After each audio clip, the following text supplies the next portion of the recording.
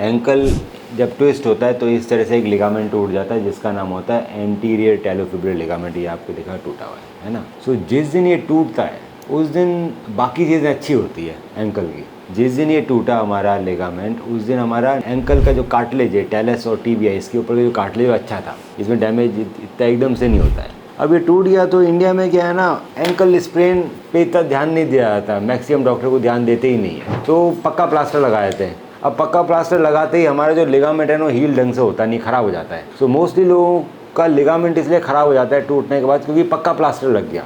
उसमें लगाना चाहिए फ्लेक्सिबल प्लास्टर जो हिले थोड़ा सा, ताकि ढंग से हील हो। एक बार वो प्लास्टर लगाने के बाद 1.5 महीने बाद एक्सरसाइज करनी पड़ती है, 5-6 महीने रिहेबिलिटेशन, तब जाके हमारा ये चीज़ ठीक होती है। पर उस समय इस तरह से कुछ किसी को, मैक्सिमम लोगों को ट्रीटमेंट मिलता ही नहीं है, पक्का प्लास्टर मिलता है फिर बोलते हैं घर जाओ। उससे क्या होता है, इसकी स्कारिंग हो जाती है। तो हमारा एंकल का क्या हुआ, स्कारिंग हुई, मतलब ये एंटीरियर टेलोफिब्रिल लिगामेंट टूटने के बाद ढंग से हील नहीं हुआ क्योंकि पक्का प्लास्टर आ गया और पक्का प्लास्टर के बाद रिहेबिलिटेशन भी नहीं हुआ, तो स्कारिंग हो गई। स्कारिंग होगी तो एंकल अब हिल रहा है क्योंकि लिगामेंट ढीला पड़ गया। आप दोनों के लिगामेंट टूटा हुआ है और स्कारिंग हो रखी है, स्प्रेन आ रखा है, अब वो हिल रहा है बहुत लंबे समय से। उसने हिल के क्या किया, आर्थराइटिस कर दी। तो हमारे देख रहे हैं लाल लाल लाल लाल हो गया। तो जो सफ़ेद कार्टिलेज था उसमें ये लाल लाल लाल आर्थराइटिस हो गया। आपके अंदर ये दिख रहा, ये दिख रहा है सफ़ेद सफ़ेद खड्डे हो गए, कार्टिलेज में खड्डे हो गए, ये खड्डे हो गए। तो टेलस के कार्टिलेज में खड्डे हो गए कार्टिलेज। तो अब दर्द भी बैठ गया और मूवमेंट भी कम हो गया। तो अब पहले तो एक ही प्रॉब्लम थी, अब ये 2 प्रॉब्लम है, ये लिगामेंट भी डैमेज है और इधर भी खड्डे हो गए। हम इन दोनों का जब इलाज करेंगे तभी चीज़ें ठीक होगी, नहीं तो एंकल ख़राब हो जाएगा पूरा। तो एंकल ख़राब हो गया तो फ्यूज़न कराना पड़ता है, मतलब एंकल को जाम कर दिया जाता है। सो अभी वो स्टेटस है कि जाम करने की ज़रूरत नहीं है। तो जो लिगामेंट होता है उसको रिपेयर करते हैं। एक तो होता है हमने नॉर्मल रिपेयर किया, उसमें एंकर लगा दिया, वो कैसे होता है। तो ये वाला लिगामेंट हमारा जो स्कारिंग है और ख़राब हो रखा है, तो इसमें क्या करते हैं, इसको रिपेयर करने के लिए आजकल नॉटलेस एंकर्स आते हैं। तो मैंने एक नॉटलेस एंकर लगाया, मैं 2 नॉटलेस एंकर लगाए, और ये तीसरा एंकर इंटरनल ब्रेस का है जिसका फंक्शन मैं बाद में बताऊंगा। तो ये नॉटलेस एंकर से हमने इसको रिपेयर कर दिया। अब ये रिपेयर अंदर ही आता है, गांठ अंदर लग जाती है, बाहर भी गांठ नहीं लगती। तो ये चीज़ हो गई रिपेयर। अब ये लिगामेंट तो रिपेयर हो गया हमारा। अब इस लिगामेंट को मजबूत होने में 6 महीने लगेंगे, 6 महीने लगेंगे, और 1.5 महीने तक ये चिपकेगा भी नहीं। अब इस एंकल में 5 गुना बॉडी वेट पड़ता है। आप अगर सर्जरी के बाद बॉडी वेट डालोगे तो क्या होगा, ये एंकर तो बहुत मजबूत है, टूटने से रहे, ये हड्डी भी नहीं टूटेगी। ये लिगामेंट को कट थ्रू कर देंगे, काट देंगे वापस, तो वापस फट जाएगा। तो रिजल्ट बहुत पुअर थे। तो ये सर्जरी के बाद 2 महीने प्लास्टर आता था। अब पहले मैं बोल रहा हूँ प्लास्टर करने से एंकल ख़राब हो जाते हैं, फिर प्लास्टर लग गया भैया, तो प्लास्टर लगती है वो वापस मजबूत नहीं हो पाता। फिर धीरे धीरे रिहैब चलता है, तो 50% को रिजल्ट आता था, 50 को नहीं आता था। सर्जरी कराओ ना कराओ बात बराबर ही थी। तो इसलिए इंडिया में लोग करते नहीं सर्जरी, क्योंकि बात बराबर ही है।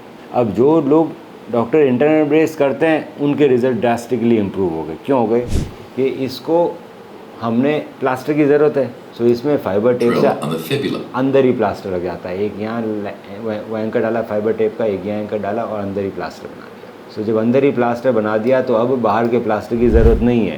पहले दिन से आदमी वज़न दे के चल सकता है, एक्सरसाइज कर सकता है। तो जहाँ पे हमारा फ्लेक्सिबिलिटी आ गई, प्रोटेक्शन के साथ फ्लेक्सिबिलिटी, वहाँ पे चीज़ें ठीक होने लगी। सिर्फ प्रोटेक्शन हुआ और फ्लेक्सिबिलिटी नहीं हुई तो चीज़ें ख़राब हो गई। सो ये सर्जरी के बाद आपको प्लास्टर की ज़रूरत नहीं, आप पहले दिन से चल सकते हो। 1-1.5 महीने में रनिंग तक आ जाती है। आपका ये कार्टिलेज ख़राब है, इसका क्या, ये चीज़ ख़राब थी, उस चीज़ ने कार्टिलेज ख़राब कर दिया। अब कार्टिलेज भी ख़राब है, ये भी ख़राब है। दोनों का एक साथ इलाज कई बार मुश्किल होता है। क्यों, कार्टिलेज के लिए मूवमेंट नहीं चाहिए, कार्टिलेज की सर्जरी के बाद प्लास्टर लग जाता है। इस सर्जरी का प्लास्टर लगाऊंगा तो ये ख़राब हो जाएगा, इसको प्लास्टर नहीं चाहिए, उसको प्लास्टर चाहिए। ये चीज़ ठीक करने से क्या होता है, हिलना बंद हो जाता है। ये चीज़ 1.5-2 महीने में बिल्कुल ठीक हो जाती है। सो हिलना बंद हो जाता है तो हमारी धीरे धीरे बॉडी हील करने लगती है जो डैमेज है। फिर वो जो कार्टिलेज है उसको फिर बाद में ट्रांसप्लांट कर सकते हैं। वो कैसे कर सकते हैं वो भी देख लेते हैं। तो इसमें अब 15 से 20 दिन में आदमी बिल्कुल नॉर्मल हो जाता है सर्जरी में। अब ये सर्जरी होनी चाहिए थी पहले। इंटरनल ब्रेस का क्या काम में रहता है, इंटरनल ब्रेस ऐसे काम करता है कि इंटरनल ब्रेस आगे क्यों ज़रूरी है। इंटरनल ब्रेस इसलिए ज़रूरी है क्योंकि इंटरनल ब्रेस हमारे internal brace, the bodies internal seat belt. ये इंटरनल ब्रेस लगा हुआ है एंकल में। needs during the healing phase for a faster recovery. Heal The हो रहा है internal ना। brace works to protect your repaired ligament from possible catastrophic secondary injury or sprain in a similar way to a seatbelt in a car crash. When a car comes to an abrupt stop, The seatbelt engages, stopping अब the इस तरह की passenger चोटें from लग सकती है excessive surgery के बाद, forward ये movement. इंटरनल In बचाता the रहेगा same तो way, the सक्सेसफुल रहता internal है। brace helps limit excess range of motion when excessive force is applied in order to protect the ligament repair. थोड़ा movement A चाहिए, flexible ज़्यादा movement नहीं seatbelt, चाहिए। however, तो यही चीज़ है जो हमारे ऑल ओवर वर्ल्ड इस सर्जरी को ठीक करी। अब ये सर्जरीज इंडिया में कम करते हैं, इससे शायद आपको किसी ने बताया नहीं इस सर्जरी के बारे में। इसमें एमआरआई के अंदर भी पकड़ पाना कई बार मुश्किल होता है, क्योंकि एमआरआई पढ़नी भी नहीं आती आधे लोगों को। तो अनलेस अनटिल आप अच्छी जगह से एमआरआई कराओ, ये एमआरआई में भी लिखा हुआ नहीं आता। एक सर्जरी है जिसके हम पूरी तरह ठीक कर सकते हैं इसको। अब बात आती है हमारे कार्टिलेज का, जो आप दोनों के डैमेज हो रखा है, वो कैसे करेंगे। हमारे पास एक डिवाइस रहता है, इसको बोलते हैं ग्राफ्टनेट डिवाइस। ये वाला ग्राफ्टनेट है। 3 चीज़ें काम आती है कार्टिलेज ट्रांसप्लांट में। ये ग्राफ्टनेट डिवाइस है। तो ग्राफ्टनेट हम क्या करें, इसके अंदर जो कार्टिलेज चला गया, अब मुझे वापस लाना है कार्टिलेज। सो मैं आपके नी के अंदर से कार्टिलेज निकालूंगा। यहाँ से नहीं निकालेंगे, नी के अंदर से यहाँ से निकालेंगे जहाँ पर कार्टिलेज की ज़रूरत नहीं है। ये नॉच में ज़रूरत नहीं होती बेटा। ये तो इसे खड्डा था इसलिए एनिमेशन में दिखा रखा है। आपका यहाँ से निकाला जाएगा जहाँ से ज़रूरत नहीं है। ये इधर इकट्ठे हो जाएंगे। अब इधर इकट्ठे होने के बाद इसमें एसीपी मिला जाता है। ये ऑटोलोगस कंडीशन प्लाज्मा, ये आपके ब्लड से ही बनता है। 3 सिरिंज लगती है एसीपी की, उसमें एसीपी मिलाया जाता है और जहाँ पे भी डिफेक्ट है वहाँ पे उसको कार्टिलेज सेल्स को लगा दिया जाता है। आप ही कार्टिलेज सेल है, तो जैसे नी में डिफेक्ट है, नी में लगा दिया।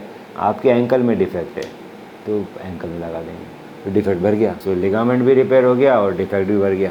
दूसरा, ये लिगामेंट वाली सर्जरी थोड़ी ओपन होती है, चीरा लगाना पड़ता है, और ये सर्जरी दूरबीन की होती है। मैंने एक बार ओपन कर लिया, फिर मैंने दूरबीन डाली तो पानी निकलता रहता है, तो डिफिकल्ट हो जाती है चीज़ें।